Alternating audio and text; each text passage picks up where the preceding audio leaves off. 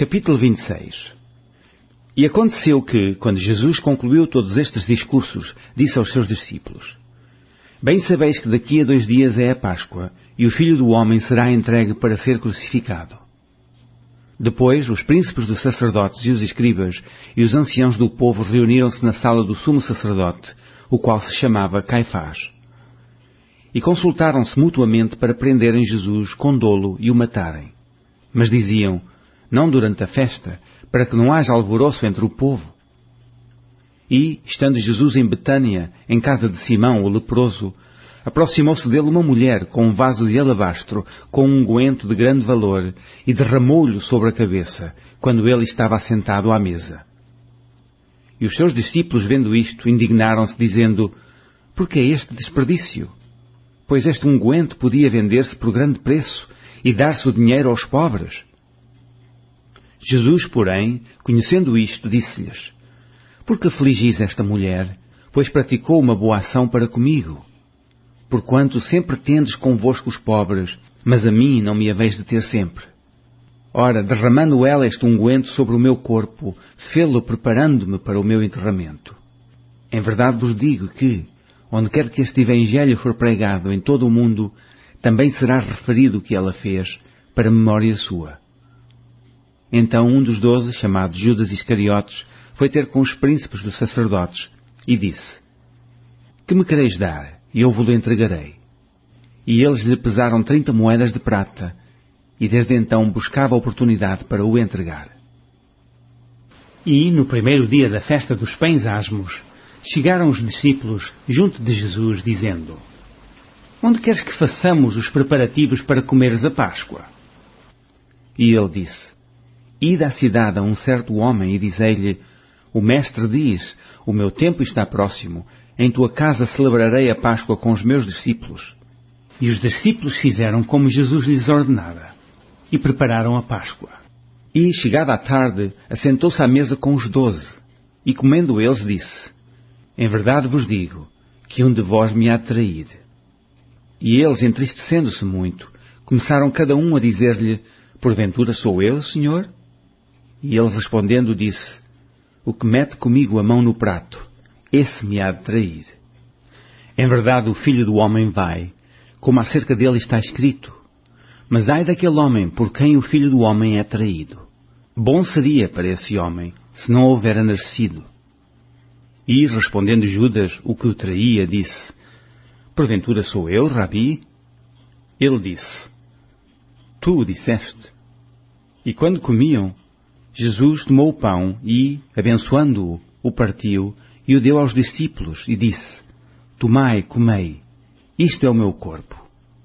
E tomando o cálice e dando graças, deu-lhe dizendo: Bebei dele todos, porque isto é o meu sangue, o sangue do Novo Testamento, que é derramado por muitos para a remissão dos pecados. E digo-vos que, desde agora, não beberei deste fruto da vide, até àquele dia em que o beba de novo convosco no reino de meu Pai.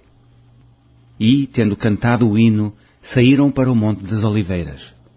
Então Jesus lhes disse: Todos vós esta noite vos escandalizareis em mim, porque está escrito: Ferirei o pastor, e as ovelhas do rebanho se dispersarão.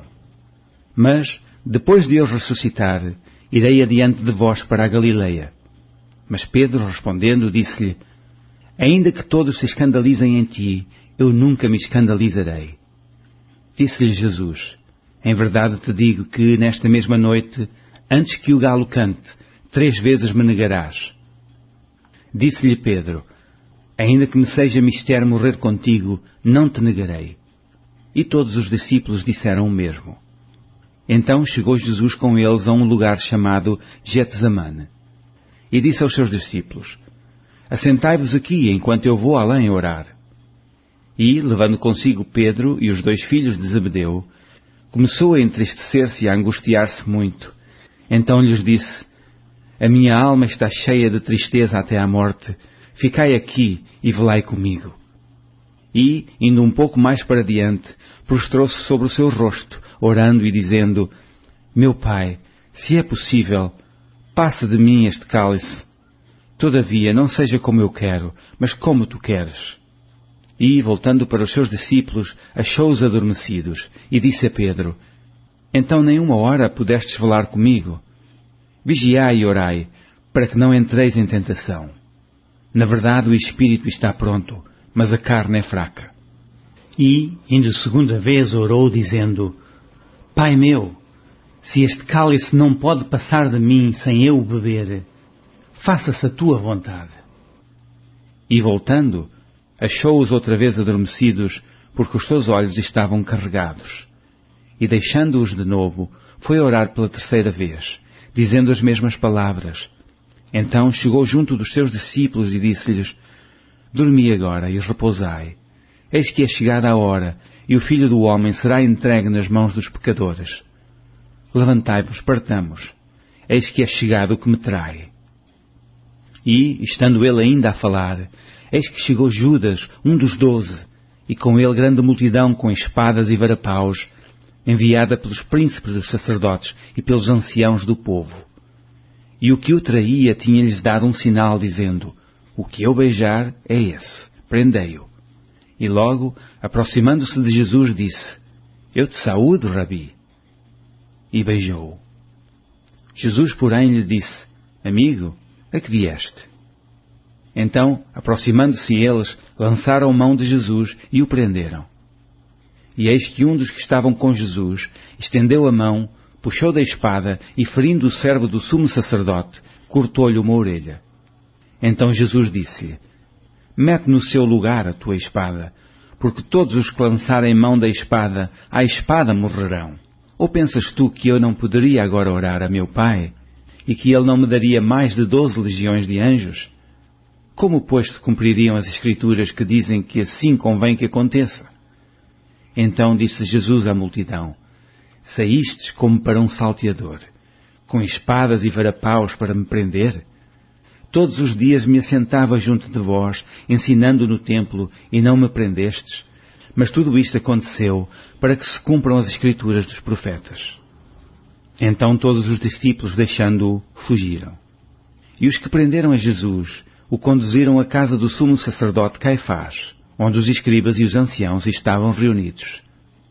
E Pedro o seguiu de longe até ao pátio do sumo sacerdote e, entrando, assentou-se entre os criados para ver o fim.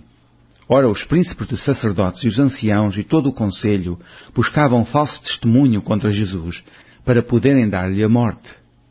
E não o achavam, apesar de se apresentarem muitas testemunhas falsas. Mas por fim chegaram 2 e disseram: Este disse: Eu posso derribar o templo de Deus e reedificá-lo em 3 dias. E, levantando-se o sumo sacerdote, disse-lhe: Não respondes coisa alguma ao que estes depõem contra ti? Jesus, porém, guardava silêncio, e, insistindo o sumo sacerdote, disse-lhe: Conjuro-te pelo Deus vivo que nos digas se tu és o Cristo, o Filho de Deus. Disse-lhe Jesus: Tu o disseste. Digo-vos, porém, que vereis em breve o Filho do Homem, assentado à direita do poder e vindo sobre as nuvens do céu. Então o sumo sacerdote rasgou os seus vestidos, dizendo: Blasfemou! Para que precisamos ainda de testemunhas? Eis que bem ouvistes agora a sua blasfémia. Que vos parece? E eles, respondendo, disseram: É réu de morte. Então cuspiram-lhe no rosto e lhe davam punhadas, e outros o esbofeteavam, dizendo: Profetiza-nos, Cristo, quem é que te bateu? Ora, Pedro estava assentado fora no pátio, e aproximando-se dele uma criada disse: Tu também estavas com Jesus o Galileu. Mas ele negou diante de todos, dizendo: Não sei o que dizes. E, saindo para o vestíbulo, outra criada o viu e disse aos que ali estavam: Este também estava com Jesus o Nazareno. E ele negou outra vez, com juramento: Não conheço tal homem. E daí a pouco, aproximando-se os que ali estavam, disseram a Pedro: Verdadeiramente também tu és deles, pois a tua fala te denuncia. Então começou ele a praguejar e a jurar, dizendo: Não conheço esse homem. E imediatamente o galo cantou. E lembrou-se Pedro das palavras de Jesus que lhe dissera: Antes que o galo cante, 3 vezes me negarás. E saindo dali, chorou amargamente.